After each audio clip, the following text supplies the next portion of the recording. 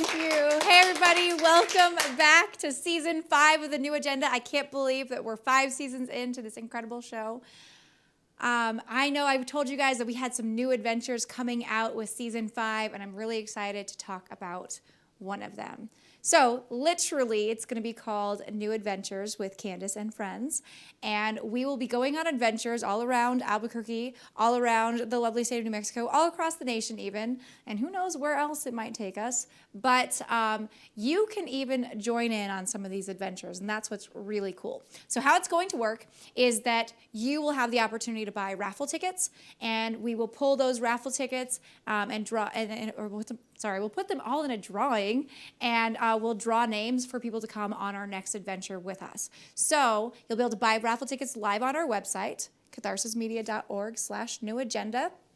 You can also come out and buy tickets to the show, which might be very important for you since they're going to have some really cool guests on, and you might be able to get some talkbacks and that kind of stuff with them after the show, which is great. But for every single ticket that you buy, you also get 2 raffle tickets for coming out and sit in the live studio audience. We're also going to start doing some cool door prizes and things like that, so you can expect all of that to start up.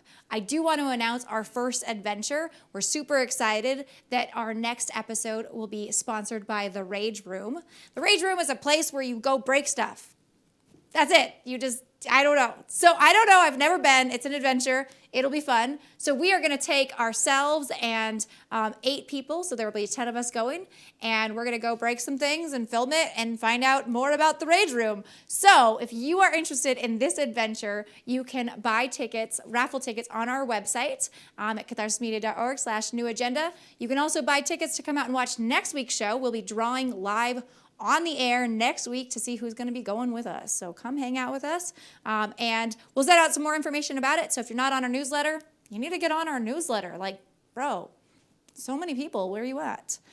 Anyway, speaking of so many people, I want to say, I went to Comic-Con this weekend. I actually didn't go to Comic-Con. Don't judge me. I went to the Mixer after Comic-Con, which counts. Okay, I was being a little antisocial. And so that was as good as I got. But I know Comic-Con was this weekend, and you guys all had probably a blast that went. Today, I am bringing on a very special guest who actually creates beautiful costumes for Comic-Con and other sorts of things as well. So I'm going to bring her out and let her talk about it because I'm probably ruining it already. The young, the beautiful Aja, come on out, darling. Hello, I'm so glad to have you on my show. Are you okay? Welcome. I'm so glad to have you here. I'm going to have you sit right here on the lovely couch. You can actually move those pillows just right down there if you would like so they're not in your way / when somebody else comes on and joins us. So I know you guys are like, who is this kid? Aw, Candace and her kids. I know.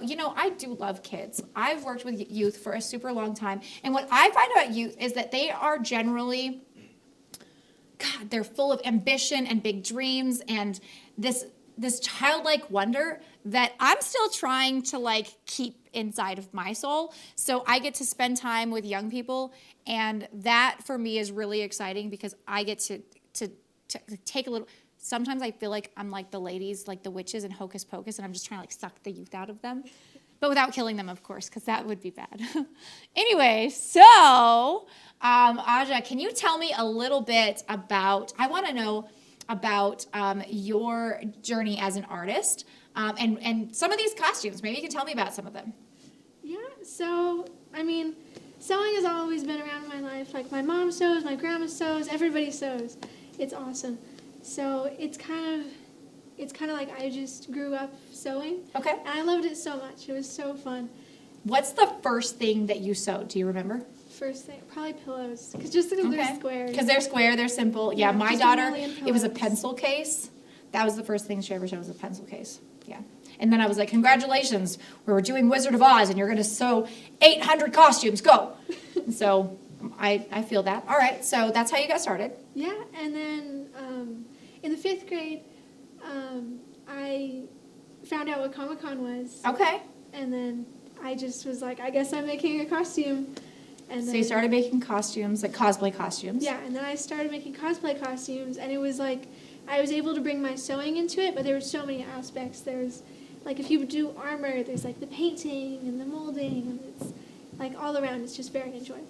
So I'm looking at you and I'm nodding my head because I'm an adult and that's what we do sometimes. I'm like, oh, that's so cute. Like, oh, and you're in your cute little costumes, and I'm imagining, like you taking like some fabric and it looks pretty scruffy. Do you have any pictures of this work you do? I do have. She does have some pictures, and I want to tell you that if you kind of look down your nose, let's just talk through some of these. Can we pull up some of these pictures? Let's pull up the first image. Can you tell me about this costume, Aja? Yeah. Okay, first of all, you made this. Yes. Are you sure? Like, did you have help? Like, did you like hire somebody? Feels like, when you teach college and your student turns in like a really well-written essay and you definitely assume that they didn't write it themselves. So Well, tell me about this costume. First of all, what am I looking at? Well, the character I chose is Armored Snow White. Basically, you take like any character and then you just like throw some armor and then they become a warrior. Oh my gosh, okay, I love that. Yeah. That is great. That should be like a life moment. Like, yes. Okay. And so tell me about the process for building this costume. So first, well, it was like 2 weeks before the con. I was like, I have to make this. You made this in 2 weeks? Yeah, I did. Oh my gosh, okay. So I was in a rush, and I started with the concept, and then I just did like a sketch of everything that I wanted. Okay. So you draw too? Yeah. Okay. Well, Okay, I I don't draw have well. and then I started with like all of the simple things, like the shirt is very basic, and Okay. then I started with the base layer, and then I just kept adding things, worked on the armor, and then just kept adding more layers and more layers. That way I could at least have something to wear, and Okay. then just like keep adding to it as I got closer. Awesome. We have a couple more images too. Let's put up the next one. This is so adorable. What is this character? This is Purah from The Legend of Zelda Breath of the Wild. I really love Zelda games. They're just so much fun. I've done a few characters from there, but this one was definitely a lot of fun with the ruffle skirt. That is amazing. Okay, and then there's one more picture, I believe. This one. Who is this? This is Spectre Knight from Shovel Knight, a very fun game. But that was my first time doing like a full suit of armor. Okay. I didn't really know how to do it, and I was watching like a lot of videos how, so I was like, I don't know, so I just jumped in and chose a full suit because I wanted to learn about it all at once. That's great. I mean, that's what it takes, right? We just jump in and start pursuing our goals. I think that's really incredible. So looking at these, I mean, these have obviously they've progressed quite a lot.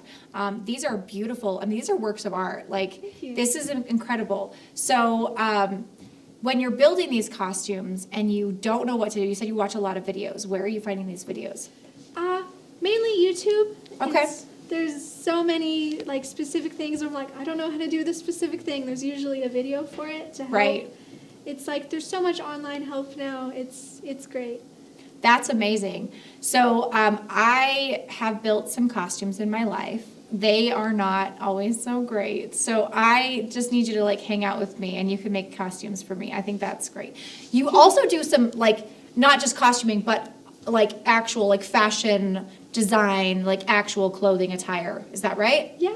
I know you brought something to show me today. I did. Can you show me what you brought for me and talk a little bit about it?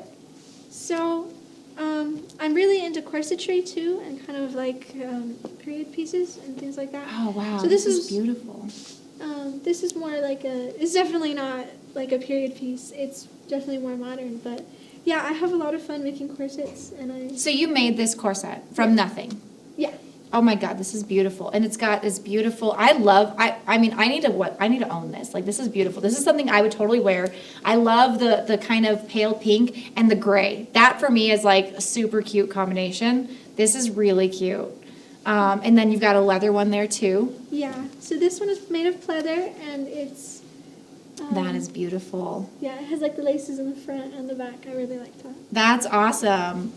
And so I know that you've actually put up a couple of, you've actually had some of your work filmed. And so I saw Aja on a Fashion Behind the Curtain episode. If you guys aren't tuning in to Fashion Behind the Curtain, it airs on the New Mexico Ed channel, so Comcast 96, on Friday nights at 7 p.m. And her show is actually up And so we'll make sure that we put that up this Friday as well, so that you guys can go and tune in to Comcast 96 and watch her talking about building these corsets. And then we have some models that are doing some of that. And I think there's some like light painting adventures as well with the models. I could be wrong. I don't know. I don't remember the episode off the top of my head. But I remember you were talking about the corsets and some of the history and some of your passion about that too. So you guys can definitely tune in there to check it out. So Aja, can you tell me, like, where do you go to school? I actually don't go to school. I just got my GED this last year, actually. How old are you? I'm 16. What? And you just don't go to school? You No. you just decided you're like, I don't need to. Yeah, What made you, go ahead. I had most of my credits done. I just needed like one more English and then one more thing, but I was still gonna have to stay like 2 more years. Why? They wouldn't let you graduate that early? No, because it was like I had to take an English and then the next level of English. Got it. So I couldn't take them both that year because it was just different levels.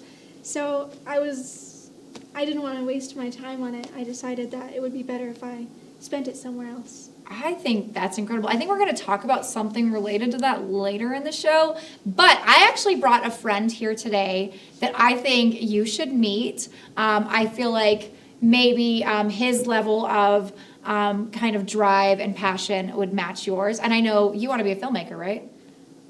Yes. Yes, and all right, we'll talk about that. All right, I'm making assumptions. Sorry, those filmmakers always making assumptions. Everyone wants to do what they do. So I'm going to bring out our next guest. Some of you guys might know him. He's pretty well known here in town. I recognized his name, and so the incredible Mr. Matt McDuffie. Hello, darling. Welcome to my show. I'm so glad to have you. Awkward side hug. Awkward side hug. Oh, that was great. You can So sit right awkward. there. Thank you. Hi, and Aja. Hi, nice to meet you. Nice to meet you. Aren't you impressed with this girl? I'm a Like, little stupefied. Yeah. I went to school still when I was 17, for sure. Like, I was still doing the school thing. So I did do some cool things. I was actually doing some fashion when I was your age. I had my own fashion and skating magazine when I was 16 years old. And we were in 26 states and 7 different countries, which was impressive because it was before the internet. Okay, you guys are like, yeah, so am I. Around the world. I was on paper, printed in places, things. Okay, anyways. That was pretty I'm cool. impressed. I thought it was cool. Yeah. Now I say it and people are like, yeah, me too. And I'm like, okay. Well. Yeah. My kid's godfather was a costumer, and he actually won an Emmy for What? designing the Count's costumes on Sesame Street. Oh my God, that's so cool. That is so cool. Yeah. All right, so Matthew, can you tell me a little bit about you? There's so many things. I did the grad school skim through your bio because I felt like that was the appropriate thing to do. Uh-huh. I noticed that you have a lot of things that you've had your hands in. So can you tell me just a little bit about yourself? Well, I've been a screenwriter for 30 years. That's now. amazing. You're how old? Yeah. Yeah. Anyway, I actually went to New York to be an actor. Okay. And that's where I was with my kid's godfather. And I just got into screenwriting and went to LA with my wife and just started banging away and, just somehow got in. Somehow got it. Somehow. Actually, Tell me about how you got it. Yeah, This it is was- a talk show. You got to talk. I do. No, I'd written a script. I was working in a crappy performing arts bookstore on Sunset Boulevard. Okay. And a friend of mine was a reader, and I'd written a script, and she said, "Can I read it?" And I said, "Yeah." And she said, "This is great. Can I send it to a manager?" I'm like, "Yeah." And that got optioned, and that's how I got on a television show. What show is this? Tell us about Oh this yeah, project. that was Yeah, yeah. it was what was it? It was called Eddie Dodd. There were 6 episodes, and a friend of Okay. mine. It's all like friends. Right. And I'd written this script that had been optioned and got a lot of attention, and so they brought me into a meeting, and I got to write an episode of the show that literally had Treat Williams in it. Oh my gosh. Yeah, if you remember Treat Williams. I don't. I know. It's a million years ago. Oh my God, because I was in my capstone class. I teach at the BFA program at the university. Right. And somehow the name Marlon Brando came up in class. And you know who Marlon Brando is? I've heard of him. Oh, there you go.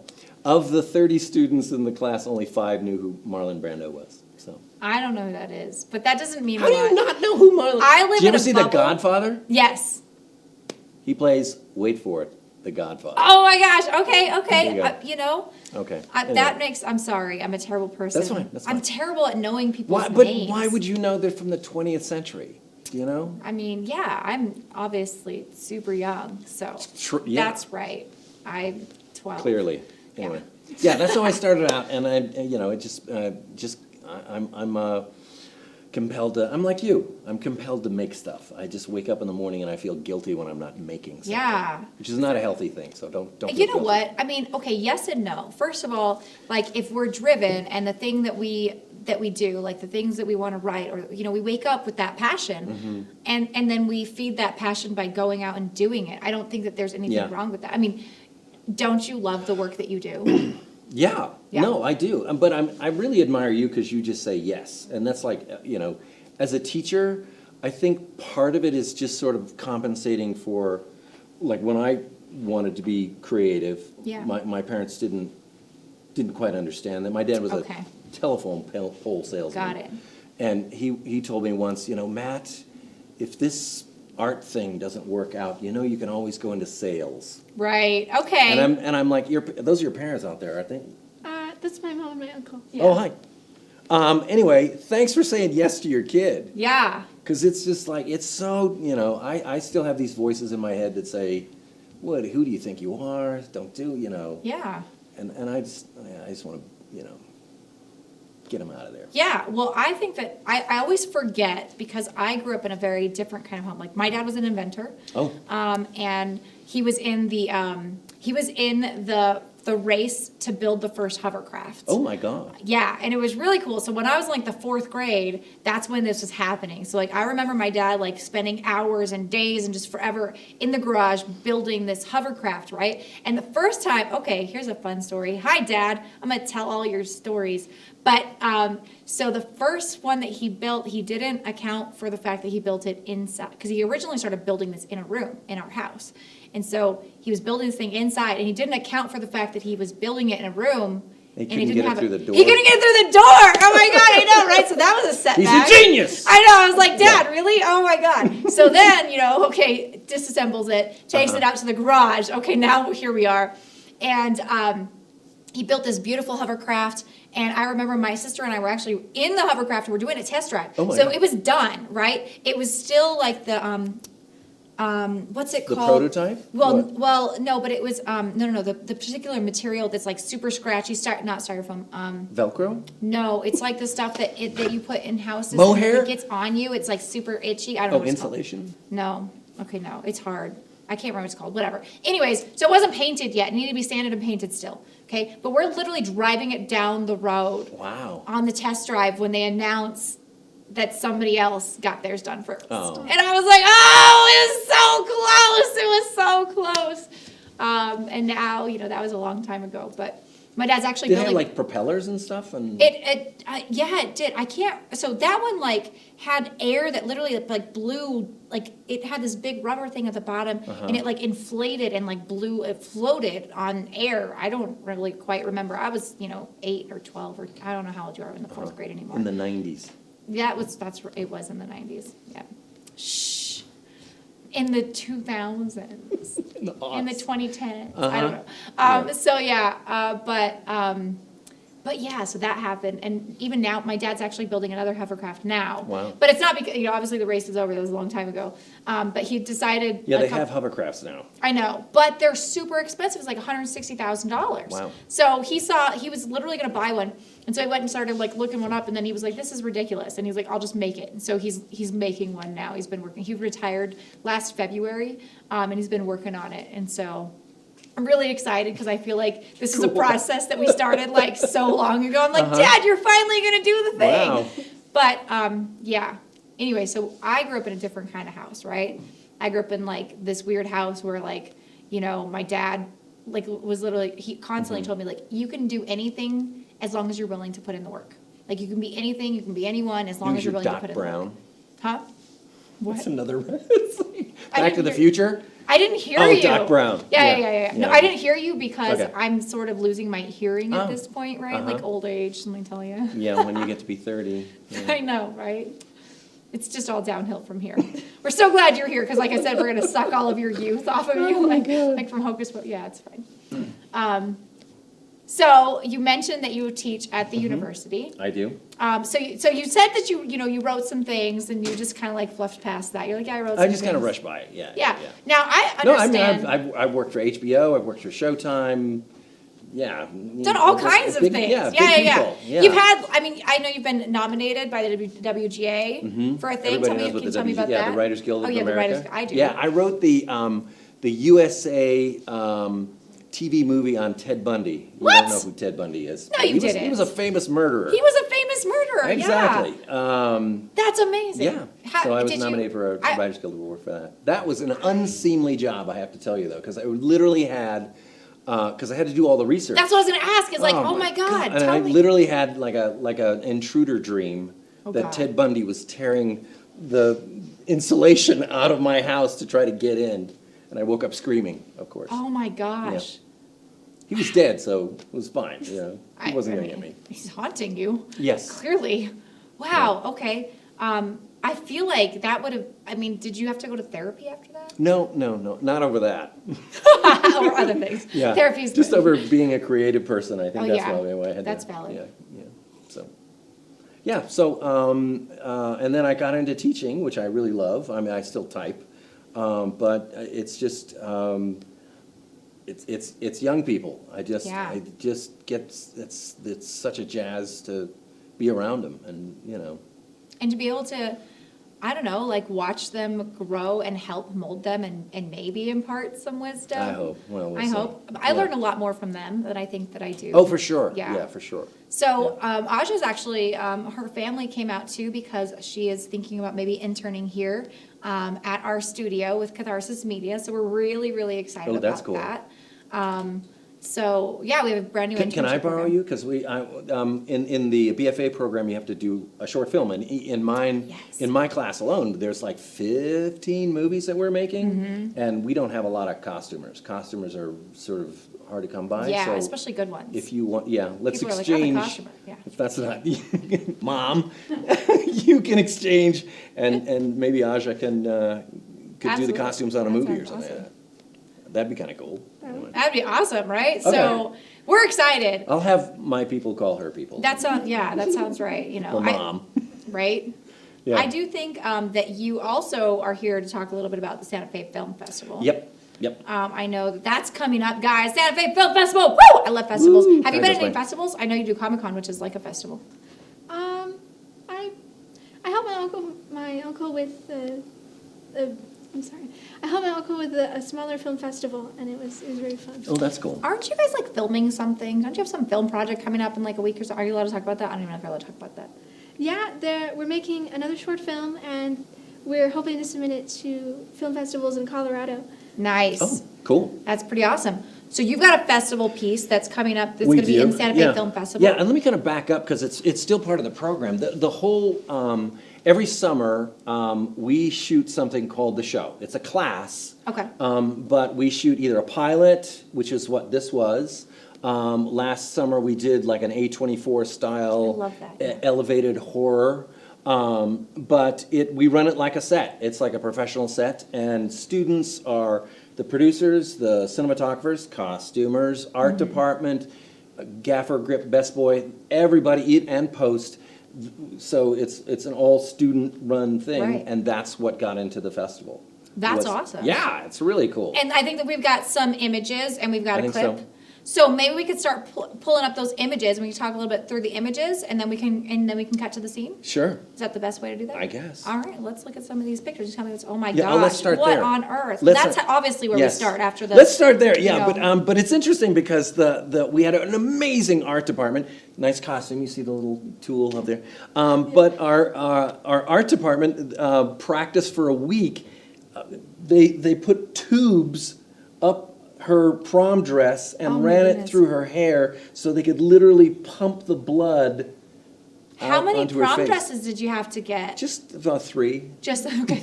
Yeah. Right. We were pretty low budget, but I mean, it was fascinating that they really, Yeah. and it looks great. Doesn't That's it? awesome. Yeah. Okay. Yeah, All right. What's the next one? I don't know. Oh, you got a kid Well, smoking. it's a kid smoking. I This got is a a kid healthy little this thing. is great. It's actually, let me just kind of That's give you the that pitch. picture's beautiful, though. It is a It's beautiful, yeah, beautiful it was picture. beautifully shot. Yeah. Students shot it. We had 3 students that acted as cinematographers on it. But let me kind of give you the pitch, because it's a story about 2 girls in the 90s that run away from home. Part of that's kind of not autobiographical for me, but my wife ran away from home when she was 15 years old. You're 16? Yeah. She ran away from home when she was 15, and I'm sort of in awe of that. Right. Of that sort of, don't do it, but it's like, at 15, I was a fetus. I was, I was too terrified. So anyway, it's kind of about that, and about Yeah. these 2 girls that, from troubled backgrounds that run away, and it's a love story, really. So Okay. that's why they're smoking, because it's the 90s. Obviously, yeah, that Yeah. makes sense. All right, next image. Is there another one? I guess.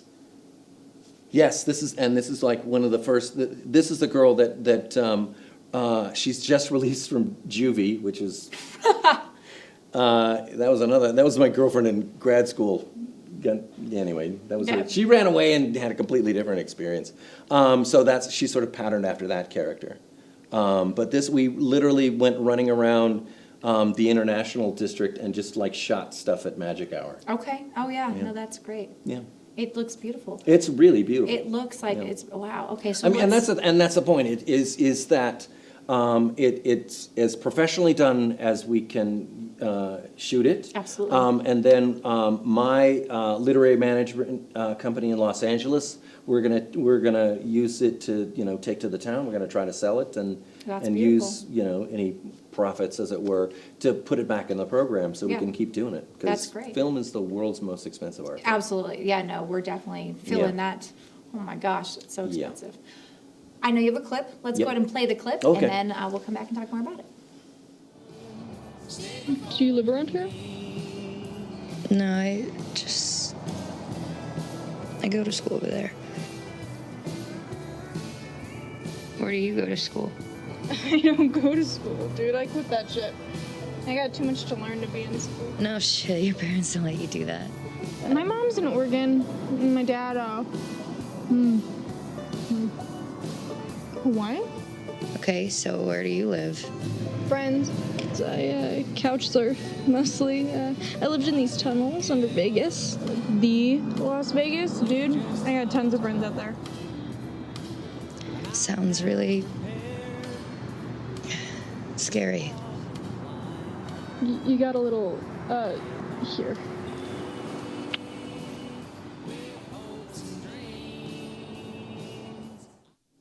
That look is so great. Oh my God, that was great. That's That a was great it, but place that to line cut is just right like, there. I've got too much to learn to be in school. Right? That's a great line. Well, That's how you felt, right? That's from That my you're like, wife. you're like, I think she oh. told her parents that when she ran away from home at 15. yeah, I mean. But you've got your GED. Yeah. Sky's the limit. Well, what are your plans next? Well, I just started some college classes. I hope to get a degree in costume design, and then I'm thinking I'll minor in English. Okay. I really love writing too, but yeah, I just hope to become a Come to my class. Right. I'll teach you story. Yeah. Yeah. So are you looking at the theater department at UNM, or what are you looking at? Right now, I'm getting my base credits at CNM, and then I'm hoping to move. Okay, to great. Yeah. Yeah, Yeah. CNM's really great at taking young kids. UNM, I feel like, is more of a fight. But at CNM, I'm going to plug CNM. Have your Sorry, people plug call them. my people. Yeah. We'll get her in. Yeah. That's amazing. So this girl in your show is talking about the reality that going to school is actually going to take away from her ability to learn, which honestly, like, sometimes that's real. And I hate to say that, I've spent 16 You're talking years to in somebody who's education. a professor at a college. You know what? Yeah. I teach. I don't know if you know this. Yeah. I teach integrated reading and writing at CNM. There you go. There you go. Yeah. I'm very pro school. Yeah. So am I. But also, like, there is a reality to that idea that there are things that we need to weigh when we're looking at things, and that actually brings us to our intentional moment for the day. So we're going to cut to that, and then we'll be right back. Welcome to this week's intentional moment. Today, I'm going to invite you to have a little bit of a mindset shift and start to think about the opportunity cost of the choices that you're making. Last week, I invited you to, have that incremental change, and so to start growing in incremental ways. Maybe as you're creating some space, if you're waking up, 15 minutes early, this will give you something to think about in that extra time. So when we think about opportunity cost, what that means is that when we make a choice, we aren't just choosing, I like this choice, or this is a good choice, but we're also being very intentional about laying out all of the opportunities that we might be missing if we did something else or if we didn't go with this choice. So what choice does this opportunity provide? And in the long run, how does that get you towards your goal? In the same regard, while making this choice, what are you giving up if you continue this? And a lot of that is when we start to think about maybe settling in to, something that feels stable and secure. And I'm not saying anything negative about stable and secure. I need stability, I need security as well. But to think about when I'm sitting here in this thing that feels very comfortable and wanting to maybe stay there because it's comfortable, every single moment that I'm doing that, every extra hour that I'm doing that, I could be doing something that gets me closer to my goals. And so even if it's sacrifice, even if it ends up costing you in order to go do the thing, the question I have for you is, what is the opportunity cost if you don't go do the thing? And so I want to challenge you today to make bold, big choices and to do the thing that's going to get you closest to your dream and that's going to put you in the right trajectory to hit those goals. Join me today. Think about that opportunity cost. I'll see you next week.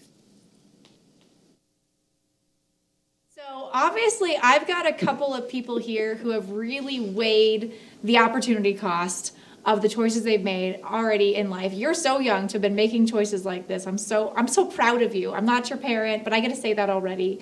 And I know you've also done the same thing where you've literally weighed the cost and said, like, what. Instead of trying to say, what's the status quo, like you said, like your dad, was like, you could always fall back on sales, but instead of sticking to the status quo, both of you guys have said, no, I'm going to go for that thing that seems far off, that seems impossible. I'm going to chase that down. And it's gotten you so far already. Like you are obviously at a place where, at this point, the world's your oyster. I can't say it, sorry. But and you've obviously reaped the benefits of making those big, bold choices. So I think this is a great moment. It's interesting, because I'm getting to that place where I'm sort of saying, wow, how did I do that? That when I went to New York, I knew one person in New York. I had $400, which I guess that's okay, but not really. No. To go to New York with and $400, I literally took the like bus. I got off and a Greyhound bus. Yes, a Greyhound bus. Yeah. From not from New Mexico, but pretty close. I had cowboy boots on, and went to New York. And you made it work. Yeah, and then my wife and I went to Los Angeles, knowing no one. We flew to Mexico first, and then that was terrible, and then went to LA within 3 days. And you're just like, cool, let's do this. Yeah. And because you're considering but what happens if we don't do this? Right? I've been talking, so I'm trying to cast this show that's super awesome, right? It's Broadway Bound Live. You guys have all heard about it, I know. And it's like pulling teeth. I'm trying to get people to come out to participate in a program that's going to literally open doors for them that they do not have access to right now. And it's so interesting to me to watch how they kind of grapple with that choice. Yeah. And it's like, they're terrified. It's terrifying, but it is terrifying, and that's you have to get past this place. How do you even get for you, past that? I don't, I'm in awe of you being this age because you just do, do. Right. But it's it's terrifying for most people, and yet you gotta do it anyway. How do you do it? You do it anyway. You have to whatever the voices are in your head, and I still have them, and apparently everybody does. Do you have voices in your head? Do you talk to yourself? You have to transcend that. You have to, because you know what you want. Is it selfish? Maybe, but it's what's wrong with that? Right. You're saying yes to yourself. There's so many. I remember, and I use the example in class sometimes when John Lennon, you remember, you don't know who John Lennon is? I do. Oh! John Lennon said he fell in love with Yoko Ono because he went to an art exhibit of hers, and there was a ladder with a magnifying glass hanging from the ceiling. And he climbed the ladder, and there was a little note pinned to the top of the ceiling, and he looked through the magnifying glass, and it said, yes. And he said he fell in love with Yoko Ono at that moment. And that's really, you got to climb the ladder to say yes. To say yes. And a lot of people like ask like, well, how did you make it? And when we were in LA and it was like, Bohemian, I was in nobody's gonna know what a Brecht play is, but I was in, an adaptation of The Rise and Fall of the City of Mahagoni as an actor. And that was a long time ago. And people say, well, how did you make it? How did you succeed? And I just didn't give up. Yeah. That's the difference. Because there's a lot of no's out there. So many no's. Who cares? You just got to keep doing it. Right. Yeah. So And honestly, keep saying yes. Keep saying yes. What I find is that so many people stop saying yes that actually, if you just keep saying yes, the competition just gets less and less, and then it's like, well, I was the only one. It was just me. I was still here, so they picked me. Yeah. Because honestly, like and not to say that you're going to enter into worlds where there's not competition, but the amount of work that you've put in precedes you, right? And so by the time you get to a point, I do think, it's like, man, at some point, something's going to stick, something's going to give. At some point, that's just pure statistics. Right. If you keep going, you'll eventually get there. But even, past that is that you have to listen to how you're wired. And you're a creative person, and you'll just wake up and do that. And if something happens, great. You'll still have your bliss. You'll still have the pleasure of waking up and making things. Yeah. And if somebody rewards you, great. But that's not why you do it. I'm sure it's great to win Academy Awards, but I'm sure those folks are waking up the next morning going, "What do I do now?" Yeah. What's my next project? Yeah. Yeah. Because it's not. When people say, "Hey, that's good. I really like your writing," I'm like, "Okay, great." But that buzz doesn't last as long as a glass of wine, which you don't know about. But the pleasure is in the doing, is in making stuff up, and you creating those crazy, fabulous costumes. That's your joy, isn't it? Yeah. So everything will fall into place as long as you don't give up your joy. Yeah. But at least from because I'm so much older, in terms of, but it was a societal thing in terms of it was like going into the arts was shameful. Mm-hmm. You didn't do it. You were, I remember my mother, you're not my therapist, but she said, "Oh, Matt, you're so selfish." And I was like, why? I was supporting my family, I had my kid, my wife, and, cranking it out. Yeah, because you were pursuing what made you happy. Yeah. And it was scary. It could end poorly. Oh, yeah. Again, and terrifying. So that's absolutely terrifying. I always think that you should do whatever terrifies you the most, I think. Unless it's like... Yeah, unless it's like... I guess it's like... If it involves breaking the law, maybe not. Well, I just mean I'm terrified of robbing a bank. Oh my gosh. I'm not terrified of robbing a bank. I don't have any desire to rob a bank. But I mean, like, that thing that, it is, And I will tell you, like, even in simple things, like, there have been, like, people that I just needed to, like, send an email to this week that, like, I was like, but do I have, like, the ability, like, what if they respond? Oh my God, right? Like, and simple things like that can be terrifying. But to get there and to do it, because honestly, like, your work is really beautiful. Your work won't matter if you don't send it out anywhere, right? Yeah. And so that's part of it, too, is being able to get to that part of it. Yeah, let me just say that it matters no matter what. Yes, I'm sorry. No, because that's why he's here, so that I don't turn out to be the jerk who gives you all the terrible life advice. Right. Get rich. Make sure you do that. No, that's not what I meant. No. Oh my gosh. Wow. Okay. Yeah. Sorry. No. But it's really it's so difficult to do it, and even now, I sit down at the computer. And I started off on a typewriter. It's still just as scary, and you still have to, you don't have those kind of fears. That's great. I'm sure you do, don't you? Yeah, I'm extremely indecisive. Like, Indecisive? Indecisive. Oh, really? About everything. Really? It doesn't look like it. Yeah, because I was like, I you want to know. be on a But show? I You're like, guess yes, that's absolutely. yeah. It's like I've been alive for 16 years. I at least want something to show for it. 16 years. I know, right? Yeah. Half Oh of my that time you were like God. a child. Like you're still a child. Not even half, but you're a child. Whatever. But this is impressive. I'm very impressed. Matt, I want to hear a little bit more. We were talking about your short film. Yep. It's in the Santa Fe Film Festival. It is. When is it going to air? And tell us a little bit about. I believe it's the schedule's a little fungible, but it looks Got it. like it's Saturday, February the 17th, Okay. like 1:30 in the afternoon at the museum in the plaza. Okay. But I'm told again that that's kind of moving Yeah, around. yeah, but yeah, that's- they're still working. I mean, but we're check a the month out. website. Yeah. Because our little posters that, notice our poster is like all credits, because I wanted to make sure everybody in the class got a credit. So Oh, that's usually you see it's like a big picture and then there's like little credits, but this is like all credits, so, Well, that's great. yeah. Well, because they did an amazing job. Absolutely. I mean, it looks amazing already. Yeah, yeah. So, can you maybe tell us how you start writing stories?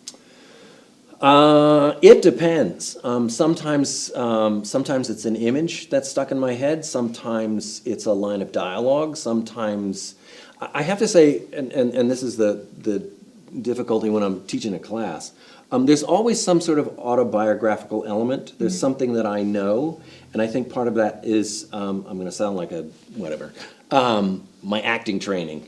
I have to know something about it emotionally before I can start it.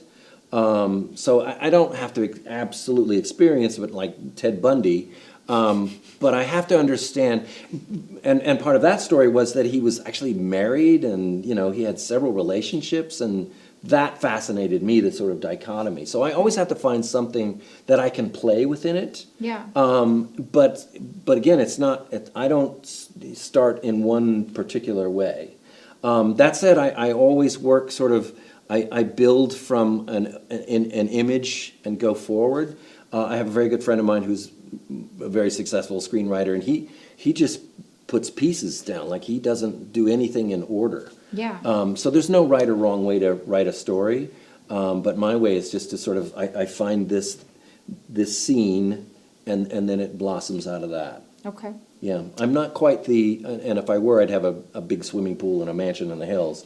Like a high concept is what they call it, like a, Die Hard on a plane kind of guy. I don't come up with big shoot 'em up kind of ideas. I'm more of a, I write about families and coming of age relationships. moments, and yeah, and Yeah, those, but I mean, that's my passion. those are the stories that shape us. I mean, Yeah. not to say those other ones don't. But you think about it, even like a good Marvel movie or anything like that, the ones that do work are the ones that have the relationships, the ones that are, Right. like you go, oh my God, I recognize that family, I recognize that dynamic. And then they blow stuff up. But- What is your favorite story that you've ever written? I'm going to ask you your favorite costume in a minute. So, what is a favorite story that you've ever written, and why? Wow, I'm not even good at that in terms of like, what's your favorite movie? Because it's sort I'm of not like, either. yeah. I'm going to make you think about it. Oh, but make me think about Yeah, it. I'm gonna make It's usually a family, kind of thing. I have one out now with a director attached that I'm rather fond of, and I hope to see that get made. But as a You screenwriter, gotta tell 'cause- us what it's called and what it's about. Come on, these it's called The Road Back, and generalizations. it's like a. It's called the what? It's called The Road Back. Okay. And Robin Swycord is attached to direct. She did. She wrote. What is it, Mr. Button? What's the one that the David Oh. Fincher? You remember that one? Why am I spacing that one I out can't. with Brad Pitt? Tom Button? No. Yeah. We'll come. What is it? Yeah, the Curious Curious Case of Benjamin Button. Thank you very much. Yeah. Anyway, but was I an like that incredible story. story, yeah. But as a screenwriter, you have to understand, like, you're writing. It's not just a book. You're writing something that costs the same as Oh, yeah. building a bridge across the Mississippi River. So, when people say, I just can't invest that, 20, 30, I $100 know. million. I was trying to get $100,000 this week. Yeah, People but laughed at me. it's the world's, again, most expensive. Yeah. It's literally, a cheap movie is, if you were to just go out and make a movie, it would cost you almost $1 million to Right. make it. And that's like the lowest budget, and pay people. Right. And so like a typical movie that you see on Netflix is $20 million bucks. Right. It's a lot of dough. It's a lot. So, yeah, I have a lot in the drawer. Yeah. Yeah. So you got this, you started telling us about this story, and then you started talking about Benjamin Button. So Wasn't that sorry. tricky of me? Yeah, That wasn't was that really- cute? yeah. That was cute, right? No, it's sort of, it's about grief, quite frankly, which I'm sure my manager's like, would you stop writing about grief? But it's about a family the dad is going on the college trip, taking his kid to look at schools back east, and you realize that they're dealing with the loss of their eldest daughter. Oh, wow. So it's like the family trying to stay together Mm-hmm. after tragedy, and one of my, is it a mistake? I always try to write another movie that you'll never have heard of called Ordinary People. You ever seen this? Okay, never mind. Anyway, it was Robert Redford's first directorial. It was his debut. Okay. And it's just this quiet little observational film, Yeah. and that's kind of what this is. Except for there's a more sort of redemptive ending to it. Okay. Yeah. Well, that's beautiful. So you said that you've got a director already attached, so it's not been produced yet. No. It's just in concept. Yeah. Do you have like an idea of like when you're gonna, or is it just like someday? Oh, this is part of the of the screenwriters. Like you're just Got waiting it. for the phone to ring. Yep. So you work on something else. Okay. Yeah. Okay. Explain to me this process. You write something and then you send it out, and then it lives its life. Okay. It's like, people get attached to it, actors get attached, directors get attached, and they fall away, and it goes on. Should I tell this story? I was working on something a few years ago, pre-Pando, whenever it was, and it was a pitch, and we had, a star and her husband or fiance were attached. And we went out to the town, and we went to 10 different producers, and they all said, "This is great, we love this." And then, it sort of, after a couple of weeks, we were down to 3, but that's still 3 people that are like, Right. we love this when we make this. And the fiance just couldn't wait, couldn't wait for the phone to ring. You gotta go on and do something else. And he had like a complete meltdown and waved a gun around, and I think Oh. he's getting out of prison next year. Ooh, that's But just rough. because he freaked out because he couldn't, Yeah.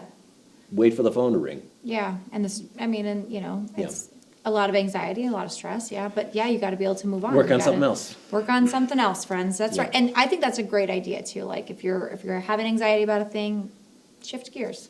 And you can't do anything about it anyway. No, You're just waiting. no, not You're at just all. waiting. So go back to sewing. yeah. Go back to like That's right. another stitch. That's right. Yeah. So what is your favorite project that you've worked on? Your favorite costume that you've worked on?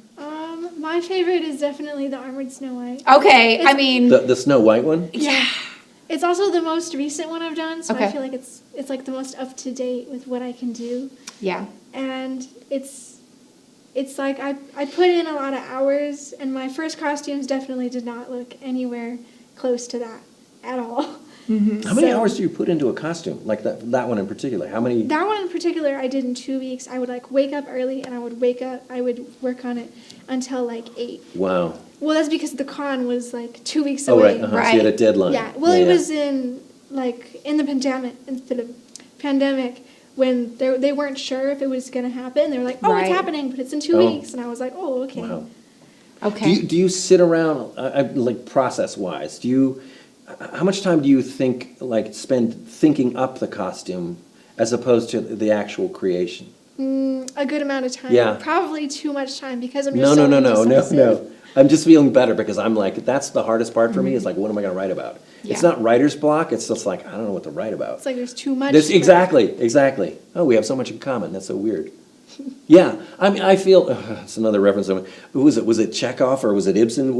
A famous playwright from 100 and whatever years ago, he would write one play a year, Uh-huh. but he would write it in 2 weeks.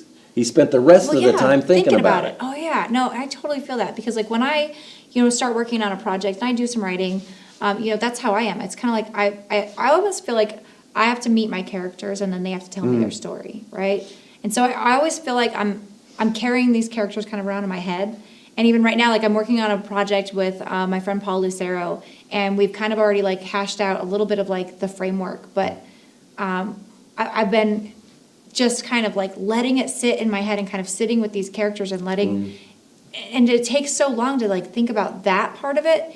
And then it's like, I get these rushes to write. Now I'm like, okay, now I can write this thing. But it was almost like it had to unfold in my brain first, and that takes so long. Yeah. Yeah. I wish I was one of those kind of writers that's like, oh, it's 8 o'clock in the morning and I'm gonna write for 2 Everything, hours yeah. and have lunch and, Yeah, but like- I'm not.